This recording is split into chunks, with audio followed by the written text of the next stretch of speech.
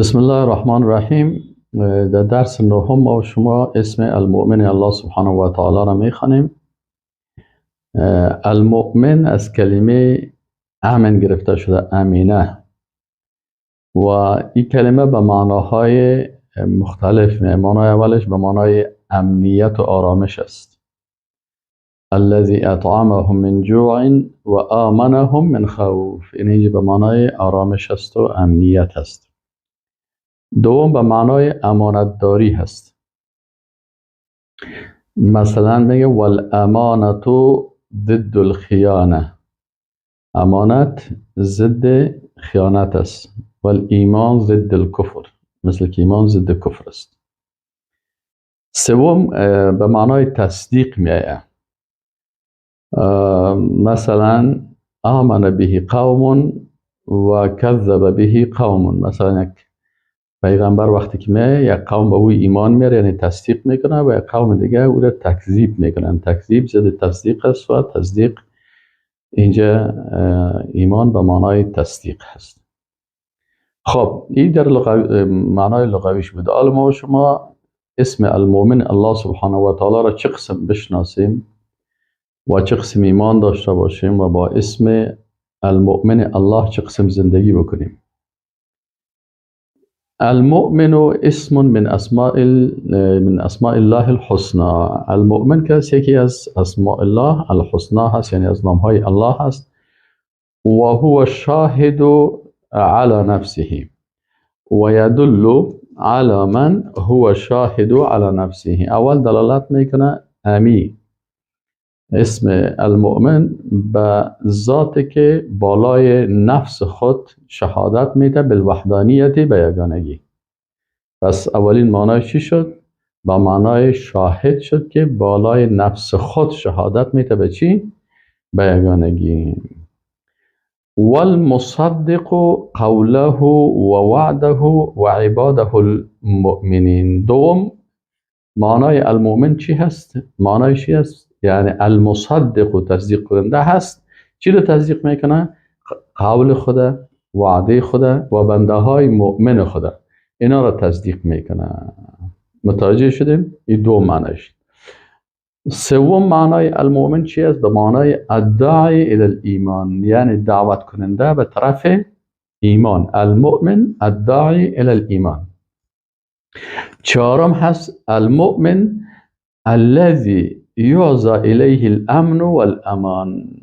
چهارم معنای مؤمن چی است؟ یعنی ذاتی که به طرف از او نسبت میشه امن و امنیت و آرامش. پنجم چی است؟ الامین هو الذي لا يظلم احدا من خلقه، یعنی امین ذاتی هست که ظلم نمیکنه، بلکه بنده هایش از ظلم از او در امن هستند. متوجه هستید؟ و چند شد؟ و ینصر آخریش و ینصر المظلوم من ظلم الظالمین، و دیگه در امن نگه میکنه مظلوم از ظلم ظالما. خب امی تعریف تشریح میکنیم. اول مثلا در اینجا گفت که المؤمن اسم من اسماء الله الحسنى، یعنی کلمه المؤمن یکی از اسماء الله الحسنى هست.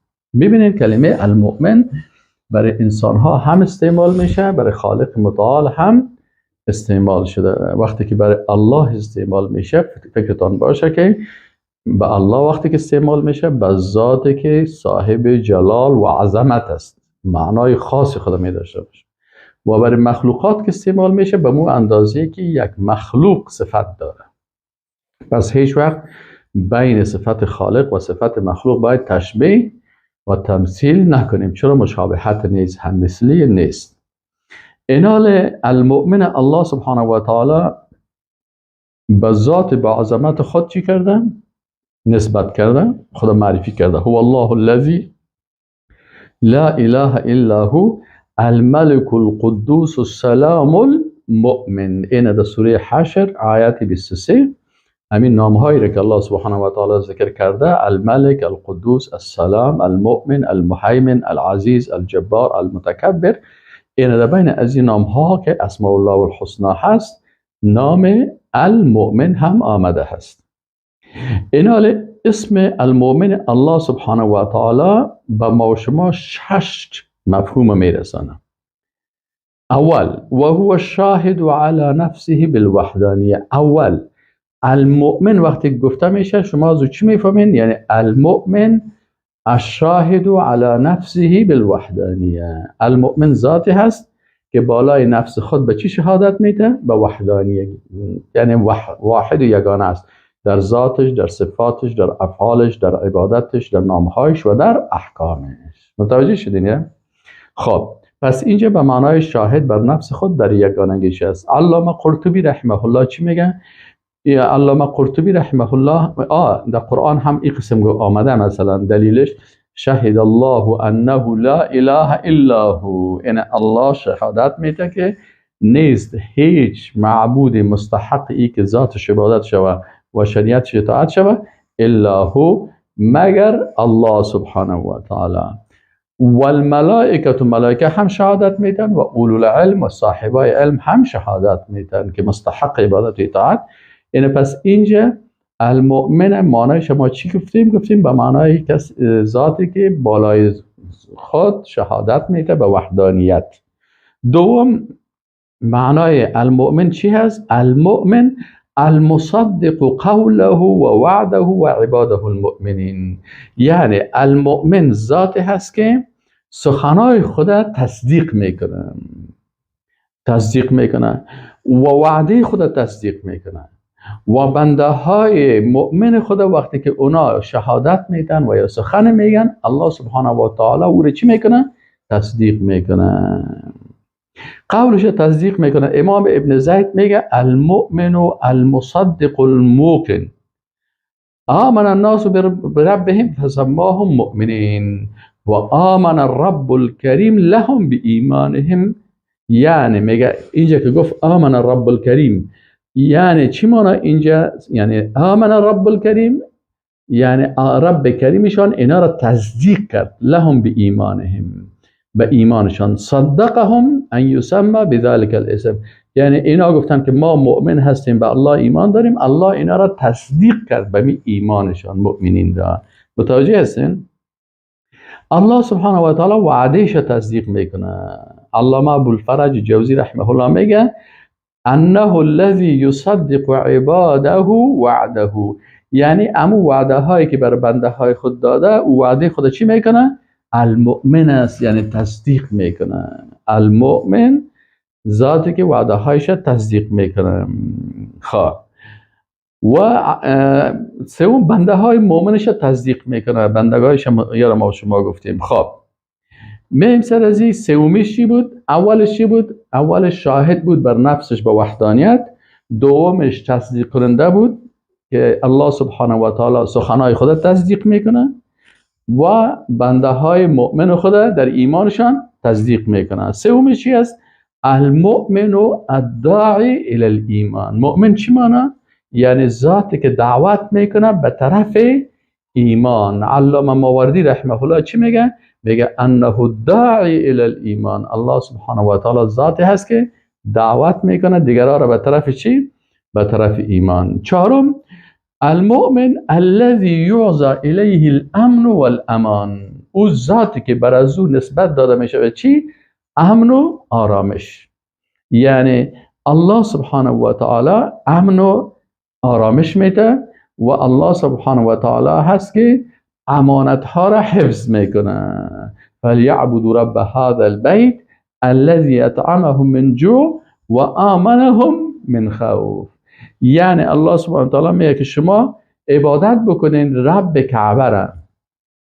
وقتی که رب العالمین شما عبادت کنین بر شما الله دو چیز میده. چی براتون میده؟ اطعمهم من جوع، یعنی اقتصادتان خوب میشه، براتون اقتصاد خوب میده. و آمنهم من خوف چی معنی؟ یعنی شما را از خوف و ترس امنیت میده. یعنی حالا فعلا در دنیا مردم به چی چیز نیاز دارن؟ به دو چیز. اکثر مردم از فقر مشکلات دارن، تحت خط فقر هستن، میخواین که اقتصاد خوب داشته باشن. و یک تعداد دیگه هستن که امنیت ندارن، میخواین که در امنیت و آرامش زندگی بکنن. وقتی که در خانه خود میباشه کس اذیتشان نکنه. الله سبحانه و تعالی میگه که اگر شما رب فلیعبدوا رب هذا البیت، اگر رب از بیت اینا عبادت بکنن چی میشه؟ اطعمهم من جوع و آمنهم من خوف. امی مردمای قریش وقتی که چرا امنیت داشتن و اقتصاد خوب داشتن؟ به خاطر موجودیت کعبه شریفی که احترام میکردن، عزت میکردن. الله سبحانه و تعالی برشان امید چیز داده بود. اگر چیش در آخر شرک آوردن و مشرک شدن، با وجود از هم امو عظمت کعبه شریف است. حالا هر کس که رب ازیر عبادت کنه، الله برش امید و نعمت میده. پس در صفت الله سبحانه و تعالی که المؤمن هست چی معنی؟ یعنی او ذاتی که به طرف از او امن و آرامش نسبت میشه. ابو حامد غزالی رحمه الله نشته میکنه، میگه المؤمن هو الذي يعزى الیه الامن والامان. او ذاتی که بر انسان چی میده؟ امنیت و آرامش میده، امانت میده.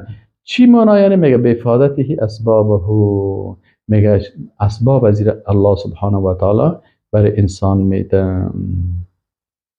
ابن عباس و مقاتل رحمهم الله یا چی میگن؟ یا میگن و امن من آمن به عذابه، یعنی او ذاتی که کسی را که به او ایمان داشته باشه او را از عذابش امنیت میده. فهمیدین نه؟ و علامه ابن منظور چی میگه؟ میگه المؤمن الذي آمن اولیاءه عذابه. مؤمن او ذاتی هست که دوستای خود از عذاب خود چی میکنه؟ از عذاب خود نجات میده. پنجم المؤمن الذي لا يظلم احد من خلقه. دیگه معنای مؤمن چی هست؟ پنجمیش یعنی ذاتی که ظلم با یکی از مخلوقاتش نمیکنه. هیچ. ان الله لا يظلم مثقال ذره. الله سبحانه و تعالی به اندازه یک مثقال ذره بالای کسی ظلم نمیکنه. ششم المؤمن الذي ينصر المظلوم من ظلم الظالمین. مؤمن ذاتی هست که نصرت میده مظلوم از ظلم ظالما. اگر یک ظالم سر ازی ظلم میکنه، بالاخره الله سبحانه و تعالی مظلوم نصرت میده.